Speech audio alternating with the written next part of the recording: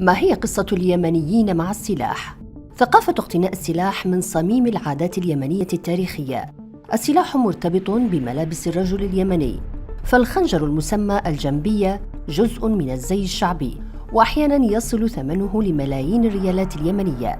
ويحملون أيضاً عصاً غليظة تعرف بالصميل كسلاح أبيض للحماية الشخصية. حب اليمنيين للسلاح جعلهم يطلقون عليه الألقاب المحببة لهم، فمثلا أبرز أنواع الكلاشينكوف تسمى بالحمدي، ويصل سعره إلى $2000، وينسب لرئيسهم إبراهيم حمدي الذي استورده خلال فترة حكمه منتصف سبعينات القرن الماضي. ولكن مع توالي الحروب سواء على المستعمر البريطاني في القرن الماضي أو حروب استقلال اليمن والحروب الأهلية وحروب ما بعد ثورة 2011، أصبح حمل السلاح ظاهرة في المجتمع. قانونياً تنص المادة 9 من قانون السلاح اليمني على منح الحق لكل مواطن أن يحوز ويحمل الأسلحة والذخائر دون تحديد لعددها أو نوعها أو شروط.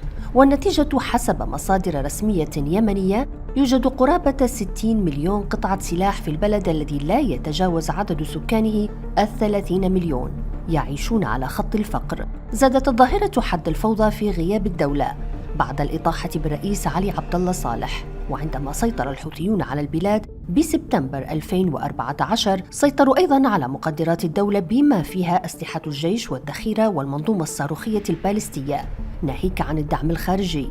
وأقبل اليمنيون على امتلاك السلاح من الرشاشات حتى الدبابة، ويباع السلاح في الأسواق على بسطات تماماً كما يباع الخضار. ومن أشهر الأسواق جحانة شرقي صنعاء، والطلح في صعدة معقل الحوثيين. طيب، ما هي آثار ذلك؟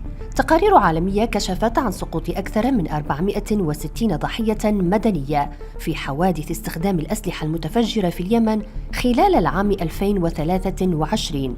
وتخيلوا أن 17,000 ضحية سقطت بسبب الحوادث وحدها ال10 سنوات الماضية. وأخيراً، يفخر اليمنيون بقدرتهم على استخدام السلاح، ودائماً ما يذكرون حادثة وقعت عام 1957. وقتها صعد أبناء قبائل الجنوب على الجبال الشاهقة وأطلقوا النار على طائرة بريطانية وقتلوا طيارها، وأرسلوا رأسه ويده إلى نائب الإمام في محافظة إب، فكافأهم ب100 بندقية بشلي وكمية من الرصاص ومبلغ مالي. في كل يوم فيديو جديد، اشترك معنا لكي لا يفوتك شيء، ولا تنسى الإعجاب ومشاركة الفيديو مع الأصدقاء.